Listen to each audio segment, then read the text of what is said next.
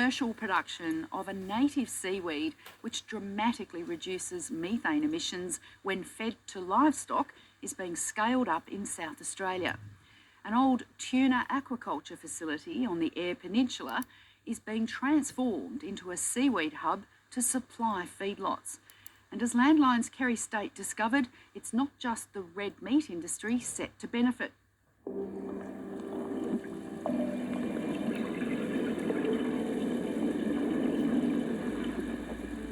It doesn't look like it, but this is a stock feed that has a lot of expectations riding on it.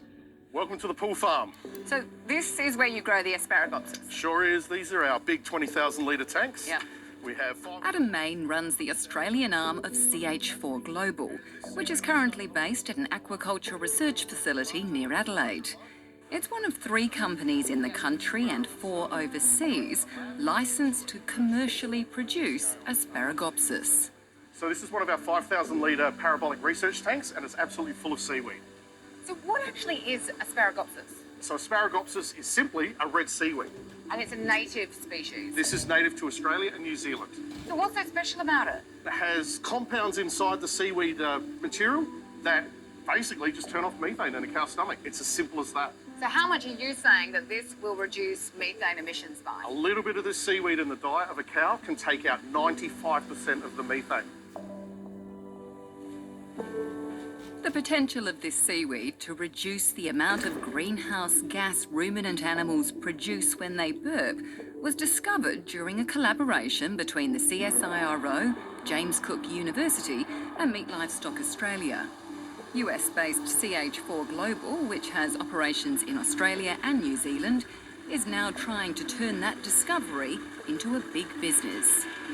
We've set ourselves a really ambitious task, 150 million cows across the globe by 2030.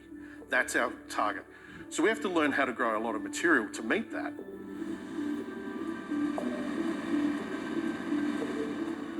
That learning is taking place both on and offshore. Aquaculture manager Jay Dent has moved from Kingfish to seaweed farming to help fast-track the industry. It's the appeal of reducing the impacts of climate change. There's many other species of algae which can reduce methane, but none of them get anywhere near Asparogopsis. At the moment, the company relies on seaweed cuttings from the wild to seed its farms. While it floats freely in onshore tanks, out here it's attached to ropes and secured with a sock that rots away once the algae has taken hold. So this is how you monitor the seaweed, is it? Yeah, just coming up on the lines now. So we've got a continuous line that's running within about 1 metre of the surface and down to about 7 metres. The company has 40 hectares in the Spencer Gulf where it can grow seaweed and has applied for another 800 hectare lease. There's a lot to like about doing it out here. The region can grow both the cooler climate and tropical species of Asparogopsis. And the essential ingredients, nutrients, light and moving water, are free. So how long does it actually take to grow from seeding to a point where you can harvest it? So around 6 weeks. So what's the most difficult thing about growing it out here in this environment? So as you can see today, the elements are a big part of what makes it difficult to grow in the sea. We can't get out here every day. Not every day is suitable for seeding or harvesting operations. There are a couple of potential pests too. A small shrimp has been known to eat the seaweed, and mussels, which are grown commercially in the area, may move in at spawning time. If there's a small section of our rope that doesn't have seaweed growing on it, mussels will attach to that, and in time they can smother our seaweed crop. And so our strategy is just to have the algae growing so strongly that it outcompetes any other fouling organisms that might try and utilise our infrastructure. Asparogopsis is actually quite good at deterring predators, thanks to a bitter compound it releases when stressed called bromoform. It's the bromoform commercial producers want to hang on to when they freeze dry it, because it's the main component that inhibits methane production. Does the actual processing of the seaweed affect the actual bromoform levels in it? So we're losing somewhere between 40 and 50% of bromoform from happy place to locked in, stable product, shelf life product. That gap is something that we're closing right now. The less bromoform it loses, the more cows it can reach. And that's the stage it's at now, selling seaweed to feedlots. Its first load has gone to this feedlot near Port Pirie in the state's mid-north, after signing a multi-million-dollar deal with processor Serpro. The science is there. This is the way to go. This is a very effective supplement to achieve great outcomes. So I think we just got to push the button. It's a gentle push to begin with.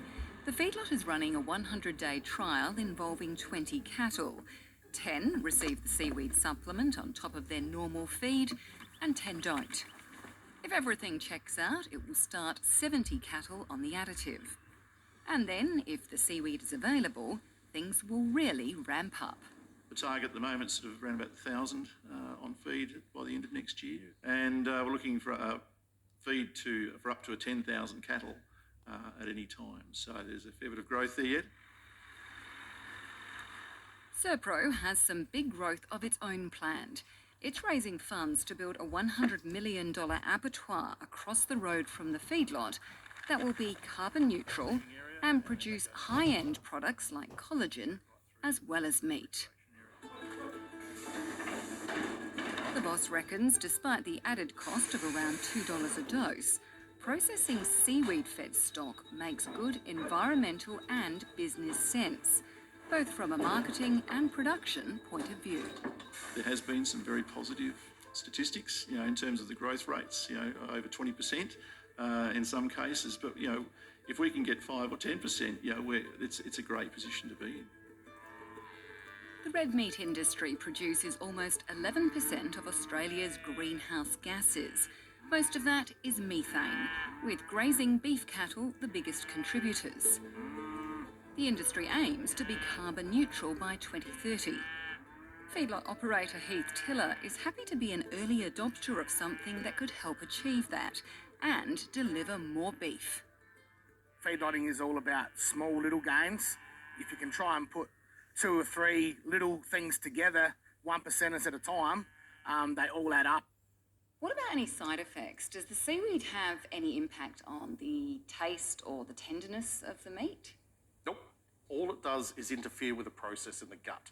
So this is not moving into the muscle, not moving into the meat, not moving into the bloodstream.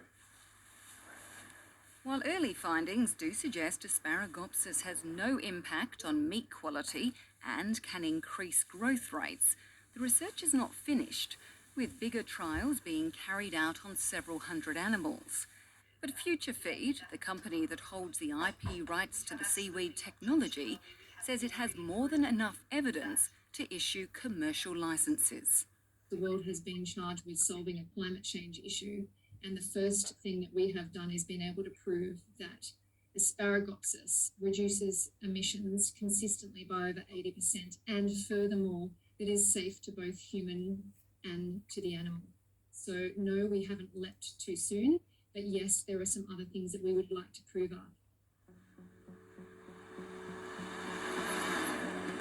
It's certainly all go as far as CH4 Global is concerned.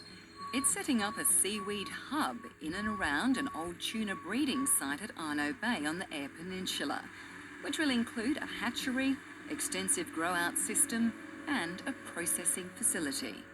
The system that we're building at Arno Bay, at full capacity, using all of the litres that we have of water available on site, somewhere in the vicinity of 5,000 cows a day when we're up and full running. Today, the first of its new tanks have arrived, but there's also some handy existing infrastructure in place. So Adam, what are we standing in at the moment? So this is the world's biggest aquaculture tank and the second biggest seawater tank in the world. 3 million litres of water in this tank. So are you aiming to fill this with seaweed? Yep, that's the goal. How long is it going to take to get to this point? It's going to take a while to fill this up. We've got a whole range of ways of growing seaweed, and this is one of the ways. And we're looking year and a half, just the 20 years in a year and a half's time, this will be floating with a whole bunch of seaweed. It's clearly got a lot of space on land and at sea. Filling it up at a rate that makes the business viable comes with some big challenges, especially as the company wants to breed its own seaweed rather than rely on cuttings from the wild. So when the spores are released, they're tiny, microscopic, and of course, when you're something that small, it's fragile. Once you get it past the point where it goes, I'm okay, I want to grow, and it starts growing, all of a sudden it gets its robustness. We just have to learn how do we get it from that vulnerable stage to the robust stage, and then learn how to make that grow really fast. Aside from the infrastructure, there's another reason the company has leased this facility. It's owned by Clean Seas, Australia's biggest producer of farmed yellowtail kingfish. The Kingfish hatchery is right next door to the new seaweed plant.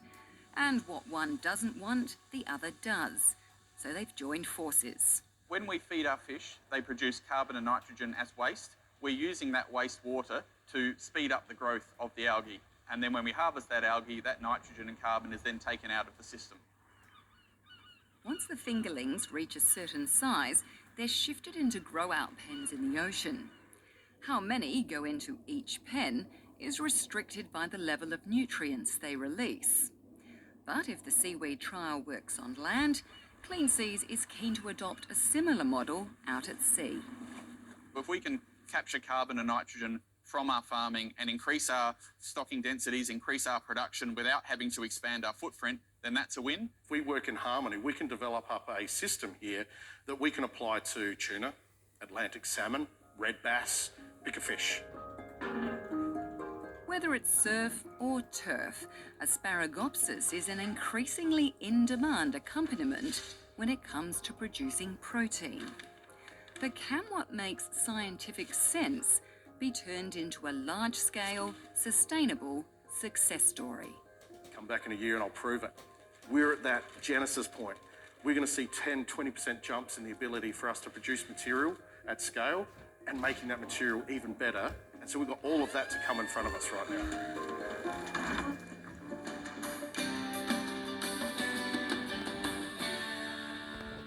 Let's start this week